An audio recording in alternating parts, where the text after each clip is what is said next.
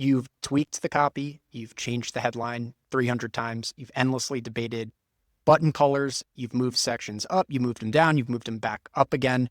Yes, these are the things that go into designing or redesigning a homepage, but eventually your new homepage is ready to go live. And after all of those little adjustments, there's usually still one big question floating out there. Did you get it right? When your ideal customer lands there for the first time, they should instantly recognize this is for me, and this site or this product helps me do something that I need or want to do. So how do you know if that's actually happening? And more importantly, if it's not, how do you fix it?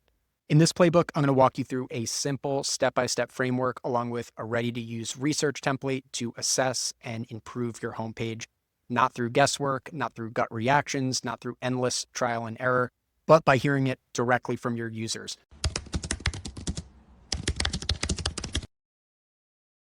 All right, now let's check out the template that goes along with this playbook. This is going to be your starting point. I designed this template specifically for this use case. You've got a homepage that you want to redesign. Maybe you're creating it for the first time. Either way, you want to understand what's resonating, how it's connecting with users, and also get some ideas to improve it. So if you scroll through this template, you're going to see there's a lot of placeholder content in here. That is all intentional. It's meant to be a starting point and guide you and give you some ways to plug in your own details so you can adapt it to your own homepage, your own audience, and your own research goals. We'll get into the details of the template, but at a high level, it's broken up into two key sections. First, we have this 5-second test that helps you get those immediate first impressions that people are getting from the homepage. The second section is a design survey. This is where participants are going to spend a little bit more time looking at your homepage and dig a little bit deeper. This is going to give you more detailed feedback about what's working, what's missing, and what changes might help improve it. So as I walk through the example in this playbook, I'm going to show you how I took this template and adapted it for my scenario, how I reviewed the results and recruited for it, and how I turned those findings into some actionable next steps.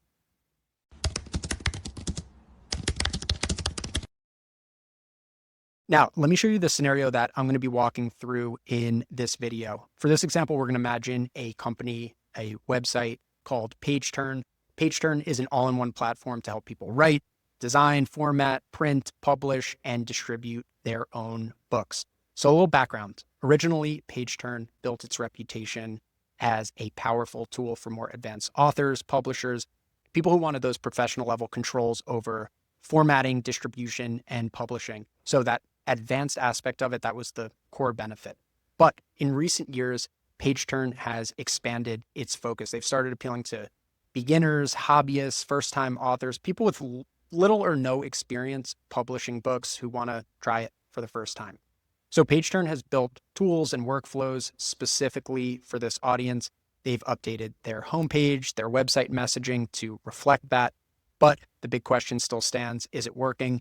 Does the homepage actually make that connection clear, or does it still feel geared towards those more experienced, advanced users? That is what we're here to find out.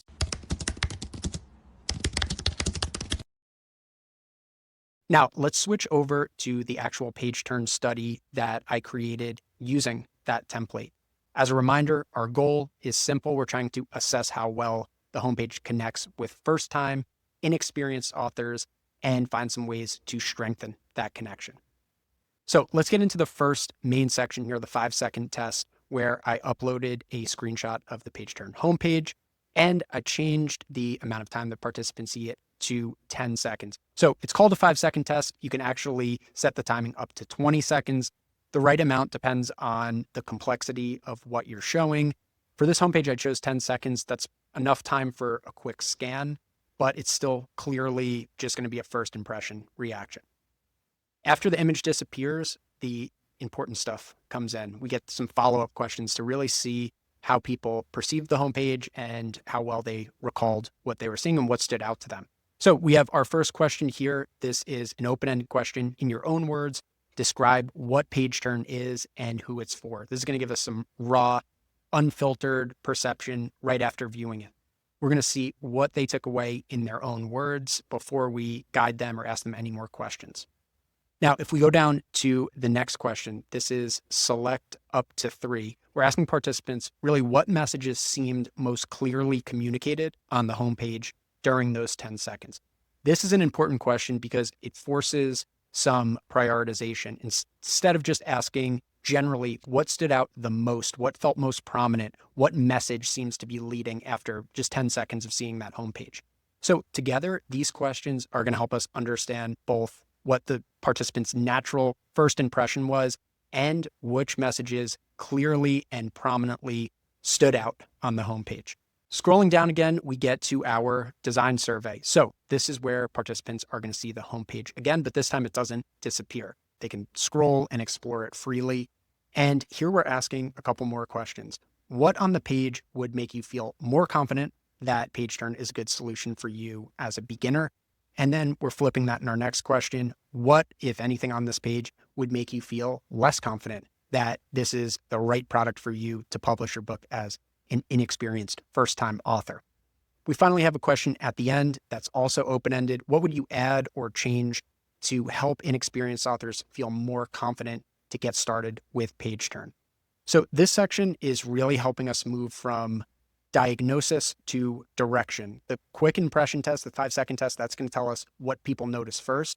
But this design survey is going to help explain why and what we might do about it. So by the time someone finishes this study, we don't just know whether or not the page and the messaging is landing with them.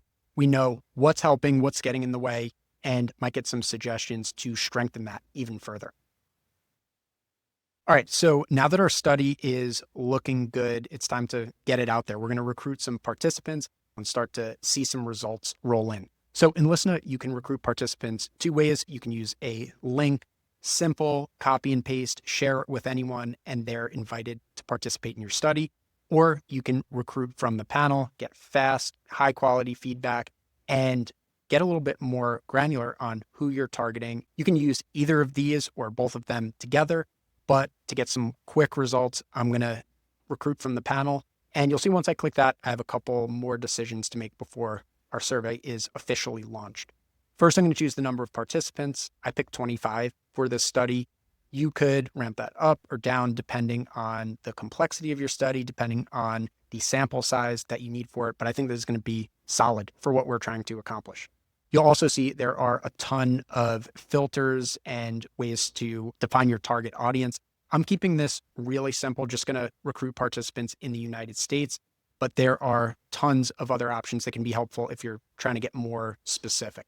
Now, I also included a screener survey in the build section that is meant to exclude experienced writers or people who've self-published before and other people who are more familiar or experienced with tools like page turn.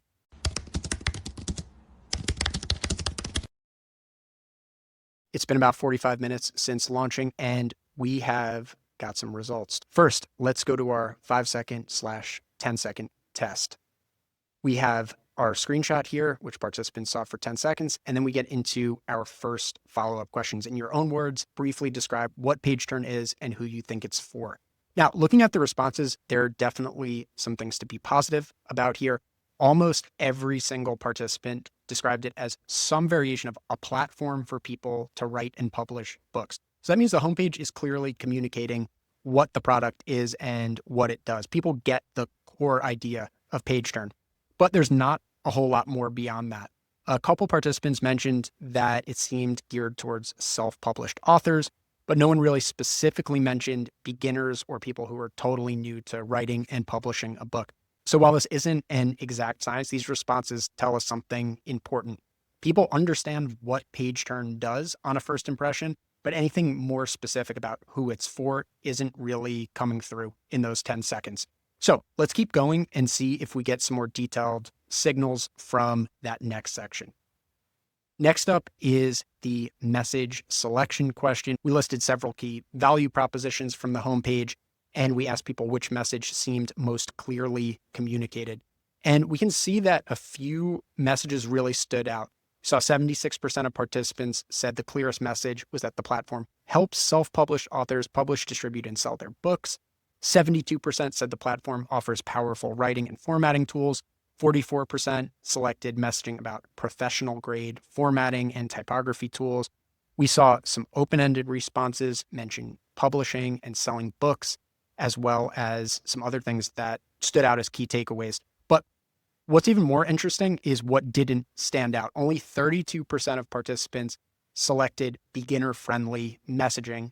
So when we combine the insights from these first two questions, we're starting to see a pattern. The homepage is doing a good job of communicating what page turn is and what it does, but the messaging that it's designed for beginners, an important part of our positioning, is getting overshadowed by the more advanced or professional focused messaging. Now, let's take a look at the design survey responses. The first question asks, what, if anything, made you feel more confident that page turn is a good fit for you and your beginner experience level?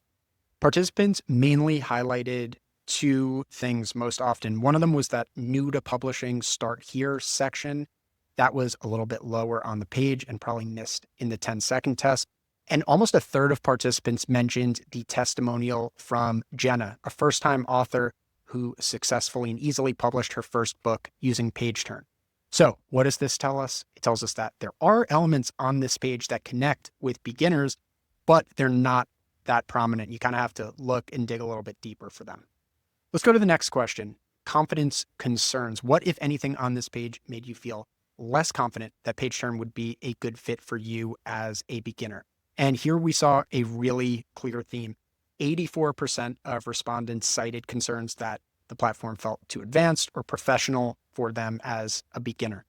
Some mentioned some language and terminology like professional grade tools. Other people pointed to the long list of kind of more technical features. And a few participants mentioned that the testimonial from a best-selling author was impressive, but didn't exactly give beginner-friendly vibes. So again, we're starting to see a clearer picture here. Elements like the beginner testimonial and the Start Here guide, those helped build that beginner-friendly confidence, but the heavy emphasis on technical features, professional level tools, and messaging is still pushing in the opposite direction. Our final question asked, what would you add or change to make inexperienced authors feel more confident to get started with page turns? So this question is opening the door for new ideas. We've seen that some things on the page are working, but there might be some areas to improve or some ideas for content or features we could use that we haven't thought of yet. This is where we're going to find those out. Looking at the responses, a couple things emerge. One is showing more beginner success stories. People suggested making testimonials from first-time authors more prominent. The one from Jenna in the previous section really seemed to resonate, and that's even further emphasized here. Another idea that came up a few times was reworking the feature list.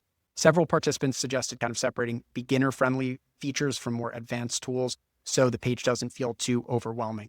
And finally, there were also several responses that suggested more explicit beginner messaging. Things like writing your first book and not sure how to begin, get started here. Or never published a book before, we'll guide you through it, get started. These kinds of suggestions are doubling down on some of the themes we heard in other questions and giving us some new ideas to work with.